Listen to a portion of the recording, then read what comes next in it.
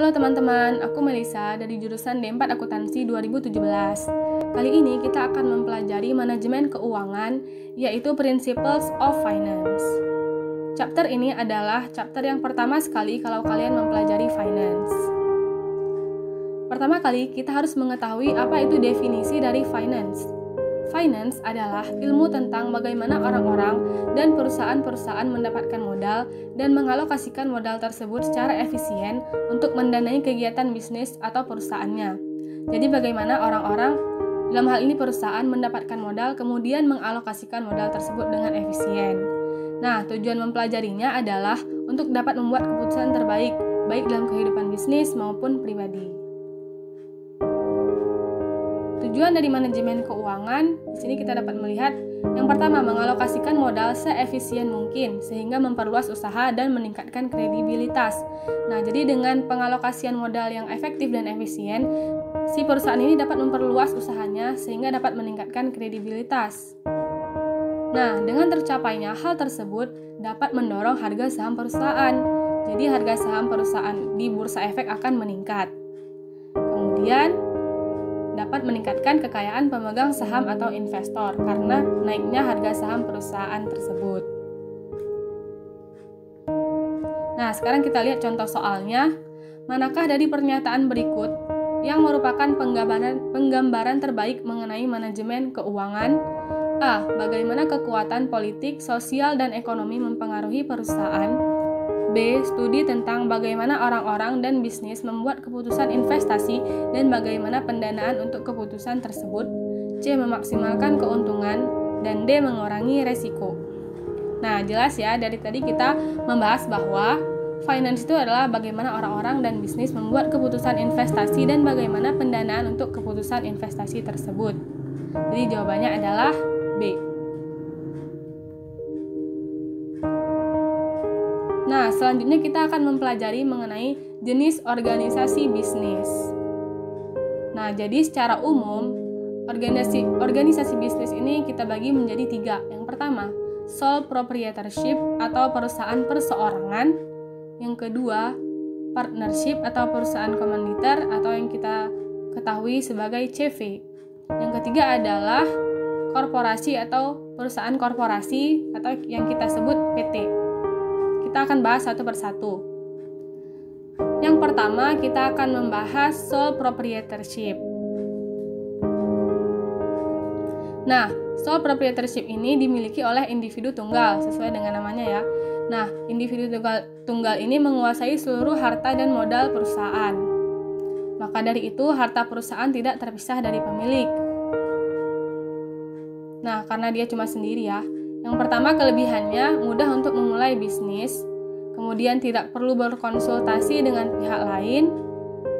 Kenapa? Karena kan dia cuma sendiri. Jadi ketika dia itu merasa memiliki kemampuan untuk membuat suatu perusahaan, maka dia bisa dengan mudah memulai bisnisnya dan tidak perlu berkonsultasi dengan pihak lain.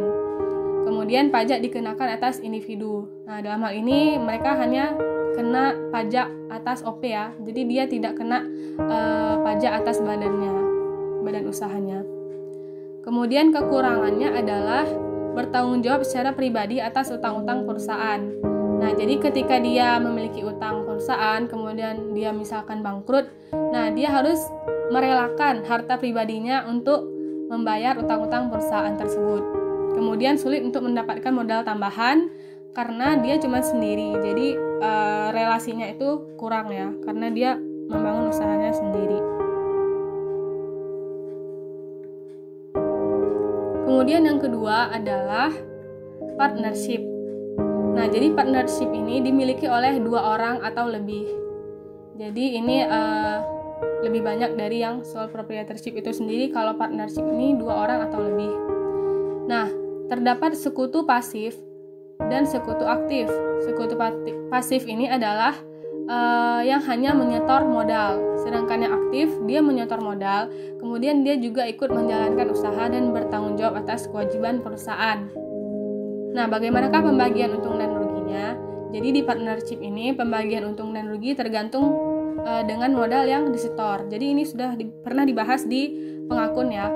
Jadi misalkan ada partnership ini terdiri dari si A, B, dan C, di mana persentase kepemilikan mereka atau modal yang disetornya misalkan 50 juta, 30 juta, 20 juta. Nah, maka di situ A mendapatkan pembagian untung atau ruginya 50%, B 30%, dan C 20%. Jadi tergantung modal yang disetor. Kemudian harta perusahaan tidak terpisah dari pemilik. Nah, jadi partnership ini sama seperti proprietorship yang tadi, itu harta perusahaan tidak terpisah dari pemilik. Jadi kalau misalkan perusahaan ini bangkrut, maka ketiga orang ini tadi, si A, B, dan C, mereka harus merelakan harta pribadinya untuk membayar utang-utang perusahaan. Nah, kelebihannya yang pertama adalah mudah untuk memulai bisnis.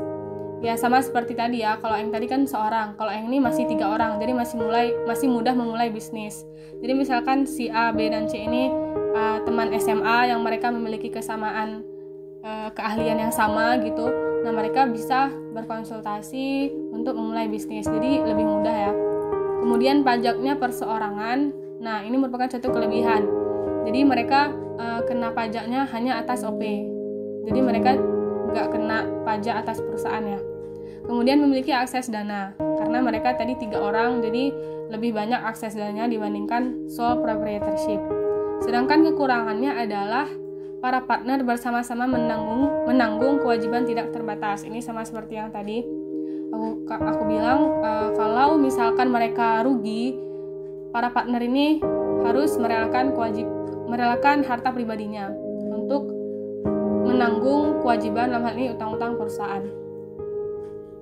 Kemudian tidak mudah untuk mengalihkan kepemilikan. Nah, karena tadi mereka hanya misalkan 3 orang, si A, B, dan C. Nah, jadi mereka susah untuk mengalihkan kepemilikan misalkan ada salah satu yang keluar, karena setoran modal yang mereka tanam itu pasti jumlahnya besar. Nah, yang ketiga adalah corporation atau PT. Nah, PT ini dia dimiliki oleh banyak orang dalam bentuk saham. Jadi misalkan ada PTA itu terdiri dari 150 pemegang saham. Nah, pemegang saham ini kita sebut juga sebagai pemilik ya. Kemudian harta terpisah dari pemilik. Nah, karena tadi ada 150 orang pemegang saham, pasti mereka tidak menanggung kewajiban perusahaan. Maka di sini harta perusahaan itu terpisah dari pemilik. Kemudian tanggung jawab pemilik terbatas, tergantung saham yang ditanamkan. Nah, jadi kan kalau misalkan ada 150 pemegang saham, pasti mereka menanam modal yang jumlahnya berbeda-beda. Nah, jadi di sini mereka tidak bertanggung jawab atas kewajiban perusahaan. Jadi mereka hanya mengalami keuntungan atau rugi jika harga sahamnya naik atau turun. Jadi ketika harga saham naik, maka mereka akan untung. Ketika harga saham turun, mereka akan rugi. Kemudian mereka mendapat untung atas dividen. Nah, jadi mereka hanya mendapat untung rugi di hal tersebut. Tidak menanggung kerugian atas utang-utang perusahaan, itu tidak ya. Kemudian pembagian keuntungan berupa dividen. Nah, itu seperti yang aku katain tadi, bahwa mereka mendapatkan keuntungan dari dividen dan kenaikan harga saham. Nah, jadi di sini kelebihannya adalah kewajiban pemilik terbatas. Jadi mati hidupnya atau apakah perusahaannya itu bangkrut atau tidaknya perusahaan itu tidak terkait dengan pemilik. Kemudian mudah memperoleh modal ya, karena tadi PT itu kan dia misalkan terdaftar di Bursa Efek ya. Nah, jadi mereka sangat mudah memperoleh modal karena pasti banyak investor yang akan investasi ke perusahaan tersebut kalau misalkan kinerja mereka bagus. Nah, jadi di sini mereka mudah memperoleh modal. Kekurangannya adalah banyak regulasi. Jadi pasti banyak regulasi. Kenapa? Karena PT ini pasti mengaitkan banyak pihak ya. Jadi kan pasti diperlukan regulasi yang benar-benar bagus sehingga tidak banyak pihak yang dirugikan, terutama investor. Kemudian pajak ganda atas keuntungan dan dividen. Nah, jadi PT ini dia mengalami pajak ganda, mendapatkan pajak ganda atas keuntungan dan dividen. Jadi di sini si pemilik artiannya adalah pemegang saham, mereka mereka terkena pajak atas dividen ya. Nah, sedangkan si PT ini sendiri terkena pajak atas income-nya. Nah, itu dia 3 jenis perusahaan tadi. Nah, sekarang kita lihat 5 visi perusahaan. Jadi secara umum, perusahaan itu memiliki 5 visi dalam manajemen keuangan ini. Yang pertama adalah profit. Nah, itu jelas bahwa perusahaan pasti ingin memaksimalkan keuntungan pemegang saham. Kemudian yang kedua adalah people, yaitu meningkatkan kesejahteraan karyawan dan menciptakan tempat kerja yang nyaman. Yang ketiga adalah portofolio, artinya perusahaan pasti ingin meningkatkan kredibilitas perusahaan dengan memenuhi kebutuhan masyarakat. Jadi ketika mereka telah mendapatkan kepercayaan masyarakat, pasti akan mudah untuk mendapatkan investor, mendapatkan kreditor, dan sebagainya.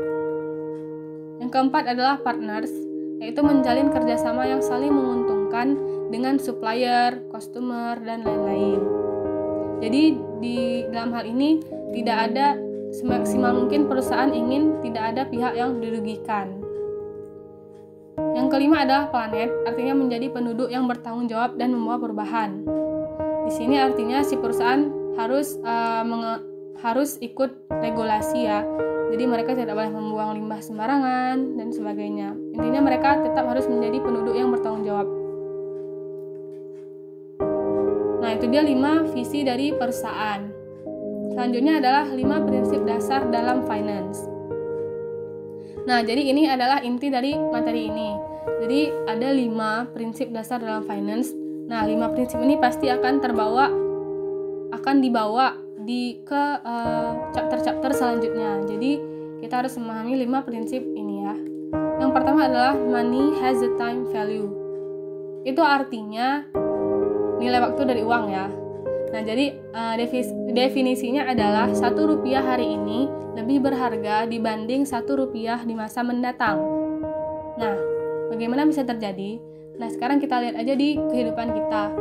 Dulu ketika kita masih SD, harga 1 bungkus nasi mungkin kita bisa dapat dengan harga Rp3.000. Nah, sedangkan di 2020 ini harga sebungkus nasi bisa minimal itu 7.000 ya. Jadi kalau dulu kita bisa beli 3.000, sekarang kita bisa beli nasi dengan kualitas yang sama tapi harganya lebih mahal. Artinya 1 rupiah hari ini, 1 rupiah pada zaman dulu itu lebih berharga dibanding 1 rupiah di masa mendatang. Nah, itu artinya kita bisa mendapatkan barang yang sama tapi dengan harga yang berbeda. Dulu lebih murah, sekarang lebih mahal gitu. Kenapa? Karena 1 rupiah pada 1 rupiah dulu itu lebih berharga dibanding 1 rupiah di masa mendatang. Nah, sekarang kalau misalkan dulu itu kita punya uang 7.000 tadi, kita sudah dapat 2 bungkus nasi. Sedangkan sekarang kita cuma bisa dapat 1 bungkus nasi. Yang kedua adalah there is a risk-return trade-off. Nah, ini berlaku di mana-mana, bahkan di kehidupan sehari-hari. Artinya adalah semakin tinggi resiko, semakin tinggi imbalan yang diharapkan. Misalkan kita kerja di suatu tempat yang resikonya tinggi. Contohnya seperti resiko kematian. Nah, pasti kita ingin imbalan atau kita ingin digaji lebih tinggi. Nah, karena itu semakin tinggi resiko, pasti kita ingin imbalan yang juga lebih tinggi. Kemudian yang ketiga adalah cash flow are the source of value. Ini erat kaitannya dengan cash is the king. Jadi artinya adalah performa perusahaan dapat dinilai dari arus kasnya. Jadi misalkan suatu perusahaan itu memiliki net income yang tinggi, nah investor itu belum tentu akan investasi, karena pasti mereka juga akan melihat cash flow-nya. Kalau misalkan cash flow-nya itu juga bagus, nah maka mereka kemungkinan besar akan investasi. Yang keempat adalah market prices reflect information. Ini artinya good news dapat meningkatkan harga saham, sebaliknya bad news dapat menurunkan harga saham. Ini sangat erat kaitannya dengan apa yang terjadi di kehidupan kita belakangan ini, yaitu misalkan ada satu perusahaan yang pegawainya itu terkena COVID-19. Nah, pasti customer itu tidak akan membeli lagi produk dari perusahaan tersebut, ya kan? Nah, bad news tersebut dapat menurunkan harga saham si perusahaan. Maka dari itu, good news dan bad news itu sangat sensitif terhadap harga saham. Yang kelima adalah individuals respond to incentive. Artinya, para manajer merespon insentif dari perusahaan. Nah, ini erat kaitannya dengan urgency problem yang sudah dipelajari di keuangan publik. Sekian pembelajaran kita hari ini. Semangat belajarnya. Terima kasih. Assalamualaikum warahmatullahi wabarakatuh.